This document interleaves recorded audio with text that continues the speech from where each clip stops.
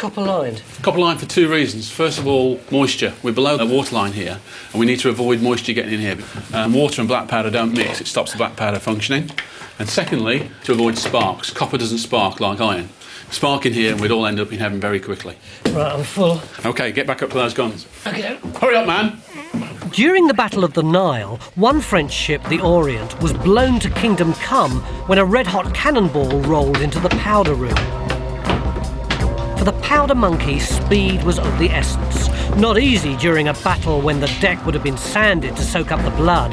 There are stories of naval engagements where blood was literally pouring out of the scuppers. At the Battle of Trafalgar, 1 in 5 of the crew was either killed or wounded. It's carrying deadly gunpowder that could kill everyone amidst the carnage of battle that makes Powder Monkey a worse job for me. That was just one cannon going off. Imagine if they were all going off at once. Come on, and imagine if you were an 8-year-old raw recruit and this was your first time in battle. Mind you, if they did win and you did manage to capture an enemy boat, then the Powder Monkey's got a share in the prize money. I reckon it was that perk rather than patriotism that made the Royal Navy great. Cleaning out a giant bath was messy but relatively safe.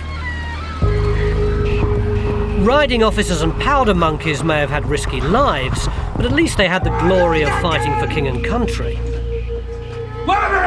And even the shame of being an artist's model could lead to immortality. No, for me, the very worst job started every morning right here at 6 a.m. And as you can see from the size of the beds, it was a job done by children. It was actually 2 to a bed here, and these kids could only ever dream of becoming powder monkeys. The 18th century saw the birth of the Industrial Revolution that changed Britain forever, but it would never even have got off the ground if it hadn't been for worse jobs like the mule scavenger.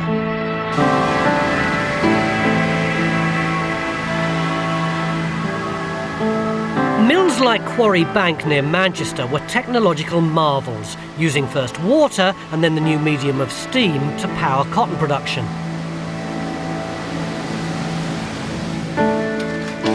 But they weren't so forward-thinking about employment.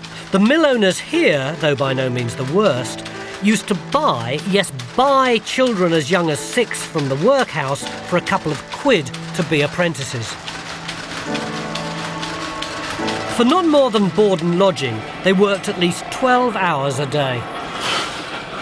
The very worst job in a factory, right at the bottom of the hierarchy of the mill, was the little scavengers. They were mostly the youngest children. Yeah. And what they had to do was to go underneath this machine. What, right through the back here? Yeah. Oh, keep away from it. Right under that machine there, while it was working, and clean away all the bits of loose cotton that had fallen down. It must have been quite dangerous. Well, it was incredibly dangerous. If you think about it, the early mules couldn't be stopped. You couldn't stop the machine to clean them. Yeah. And in any case, the spinners were paid by the piece, so they had no interest in stopping the machine. I suppose the thing about kids is that they tend not to concentrate and muck about. Absolutely. Kids and machinery just don't mix. Yeah. And after 12 hours of working in this place, you could imagine that children would be tired and inattentive, and it only required 1 second of inattention to get a finger caught in one of these wheels, or to even get squeezed between the carriage and the back of the machinery. Do we know much about the kind of injuries that they got? Well, the kind of day-to-day injuries, which in a place like this would have been ranged out from anything from cut fingers to severed hands, quite often would not be recorded, certainly in the Georgian period. Because they weren't thought important enough? Well, indeed. For the workers they were important, because clearly if you lost a hand, you could never work again. Yeah. But then, quite often, most of the accidents were regarded as the workers' own fault. There was only one thing for it, time to put on my calico trousers and get started on my career as a scavenger.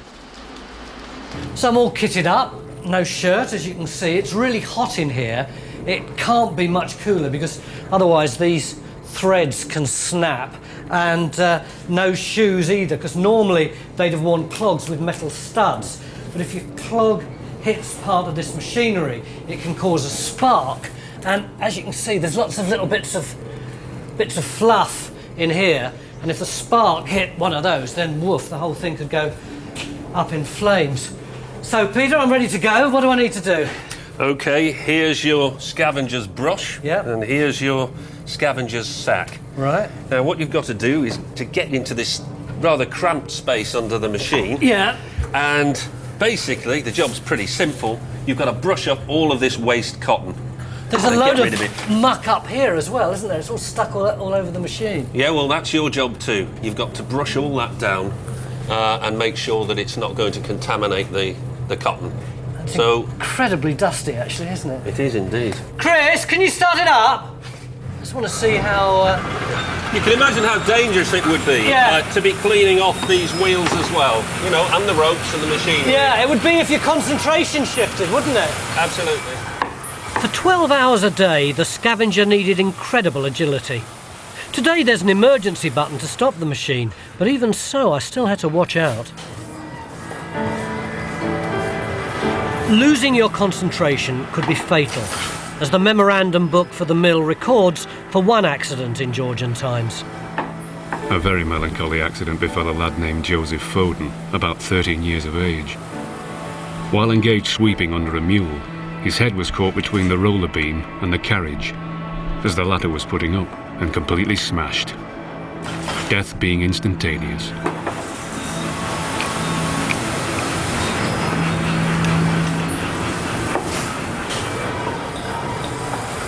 Be careful.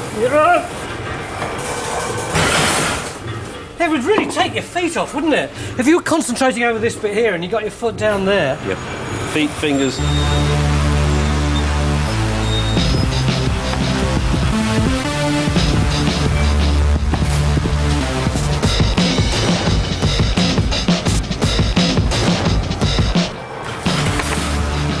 You know what the real problem is?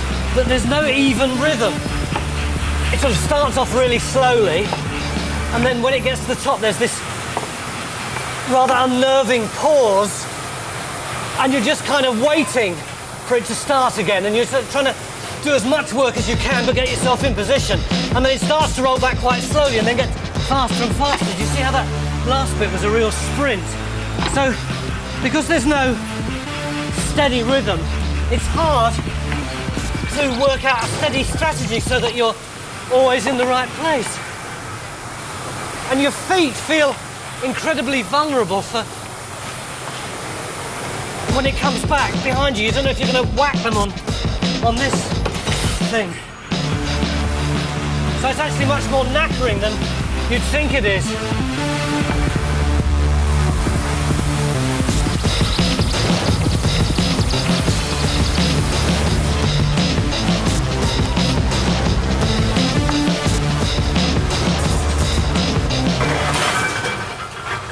It's so knackering. I tell you what it is. If it was a regular rhythm, you could work out how you were going to do it. Yeah. But because it's in such jerks, it's like driving a car off-road that you're constantly having to concentrate. So, you know, I imagine what it must have been like for kids, because the moment you let the concentration stop, you lose sync with the rhythm of it. And it's actually the backing out. You see, backing out through here. It's a